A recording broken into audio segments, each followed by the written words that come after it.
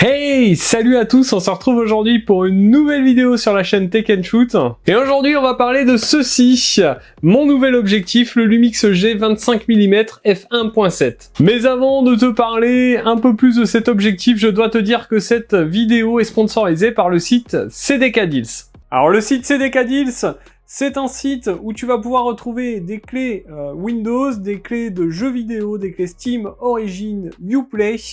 Alors par exemple sur ce site tu vas pouvoir acheter une clé de Windows 10 Pro aux alentours de 14 €. Pour ce faire, il suffira de taper Windows 10 Pro dans la barre de recherche. Pour la clé à 14 €, c'est une clé OEM évidemment, tu cliques sur cette clé.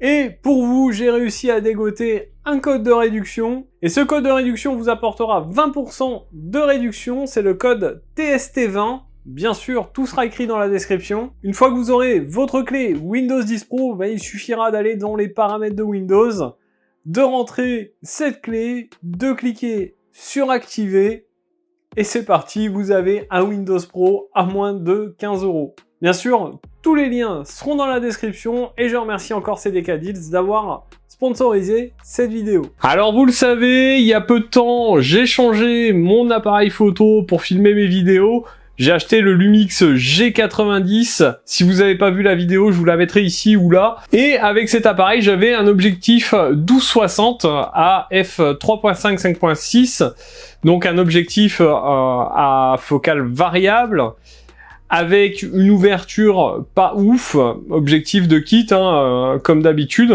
Et du coup, pour améliorer mes vidéos, je suis parti sur cet objectif, le 25 mm f1.7. Du coup, dans cette vidéo, je vais vous expliquer pourquoi j'ai choisi cet objectif, quels avantages il a, quels inconvénients. C'est un objectif qui est vendu aux alentours de 150 €, je l'ai acheté sur Amazon, je vous mettrai bien sûr le lien qui est affilié dans la description. On va pas perdre de temps, on fait un unboxing rapide, ça n'est qu'un objectif, donc normalement il n'y a pas grand chose à déballer. Je vous détaille un peu ses specs, et puis on se retrouve après pour que je vous explique pourquoi j'ai choisi cet objectif. Alors on se retrouve pour faire un unboxing assez rapide de cet objectif, le 25 mm en f1.7 de chez Panasonic, qui est dédié au Lumix G.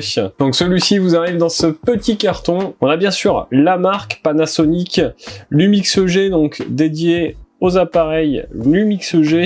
On est sur un 25 mm, il nous le précise, f1.7 à SPH. Bon, rien de bien particulier sur cette boîte d'objectifs, on va tout de suite le déballer. Alors ce qu'on retrouve en premier dans cette boîte d'objectifs, c'est un petit pare-soleil, ça c'est cool, il livre le petit pare-soleil avec, c'est plutôt sympa. Ensuite on a bien sûr notre objectif, et enfin un petit mode d'emploi. Alors ce qu'on remarque déjà dans un premier temps sur ce 25 mm de chez Panasonic, c'est sa légèreté.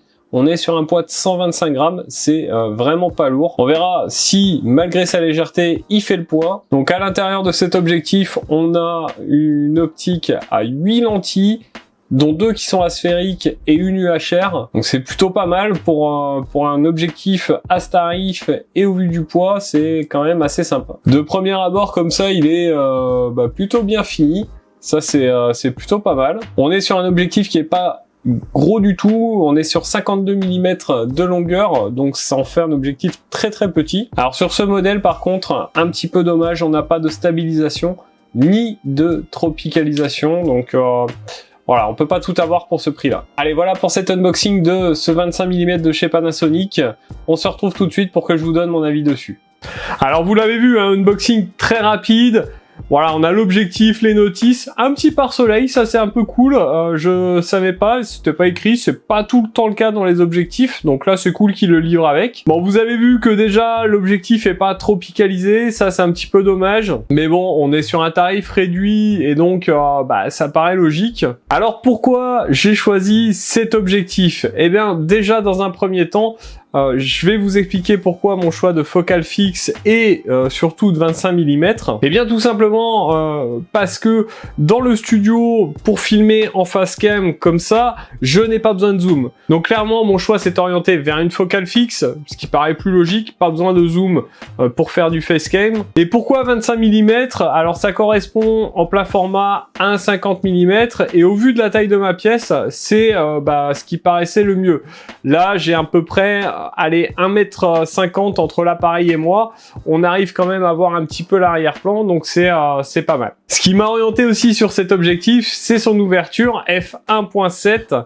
Donc ça signifie quoi concrètement? Eh bien pour ceux qui ne le savent pas, f1.7 c'est l'ouverture de l'objectif, de la lentille, c'est-à-dire en fait la quantité maximale de lumière qui va pouvoir entrer dans l'objectif. Et pour faire simple, plus le chiffre est bas, plus l'objectif va pouvoir capter de la lumière, laisser rentrer de la lumière. Mais cette ouverture a aussi un impact sur la profondeur de champ. La profondeur de champ, qu'est-ce que c'est? Eh bien, c'est les fameux flous d'arrière-plan, les bokeh. Donc un élément assez important. Et concrètement, plus votre ouverture, le chiffre de l'ouverture sera petite, comme celui-là, f1.7, plus vous aurez une faible profondeur de champ, et du coup, plus vous aurez un beau flou d'arrière-plan. Donc vous l'aurez compris, mon choix s'est basé sur cet objectif, non seulement pour sa focale, qui correspondait à la taille de mon studio, et aussi pour avoir un beau petit flou d'arrière-plan. Ça c'est quand même assez sympa, ça donne une image un peu plus cool. Donc clairement, cet objectif, j'en suis assez content. Vous me direz dans la vidéo en commentaire là si vous appréciez la qualité d'image de cet objectif. Moi je trouve que c'est plutôt pas mal. D'ailleurs dites-moi en commentaire également si vous aimez cette nouvelle qualité d'image. Et concrètement je suis assez content de cet objectif, de ce 25 mm f1.7. Alors c'est son principal atout évidemment, c'est sa focale fixe.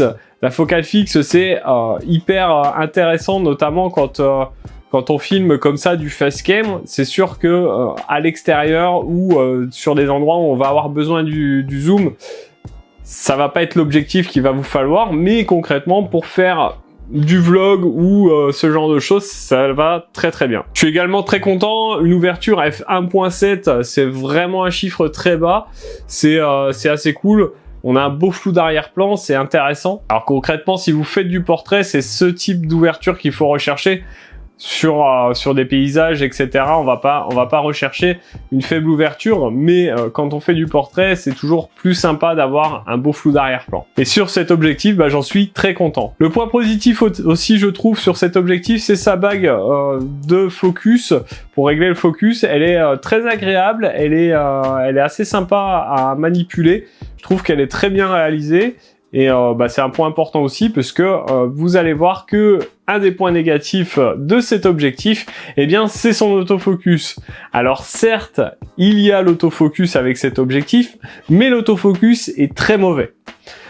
Concrètement, moi je vous conseille pas avec cet objectif d'utiliser l'autofocus, je vous conseille d'être en focus manuel parce que certes il y en a un, mais il va en permanence aller essayer de chercher le focus, c'est assez compliqué à gérer et du coup ça rendra pas génial à l'image. Donc je vous conseille de rester en focus manuel avec cet objectif. De toute façon, moi pour ma part maintenant je n'utilise quasiment que du focus manuel, même sur mes focales variables. C'est un petit peu compliqué au début, mais une fois qu'on a pris le coup, franchement ça se fait mais vraiment bien. Donc clairement, moi c'est un objectif que je peux vous conseiller, il est vraiment très sympa. On a un rapport qualité-prix qui est assez exceptionnel, je vous rappelle, il est vendu autour de 150 €. Donc vraiment pas cher pour un objectif. Vous le savez, si vous aimez la photo ou la vidéo, les objectifs peuvent coûter très très cher, jusqu'à plusieurs milliers, voire dizaines de milliers d'euros. Et là, on a un objectif assez sympa qui donne une image plutôt sympa pour seulement 150 balles. Bon voilà pour cet avis sur l'objectif 25 mm f1.7 de chez Panasonic, la version Lumix. Je vous invite à vous abonner à la chaîne si c'est pas déjà fait, c'est hyper important. Plus vous serez nombreux, plus je pourrai vous présenter du contenu sympa, ça aide la chaîne à grandir. Et puis en attendant, on se retrouve dans une prochaine vidéo, je vous le rappelle, tous les mercredis et samedis à 18 h. Et puis en attendant, prenez soin de vous. À plus et bon shoot!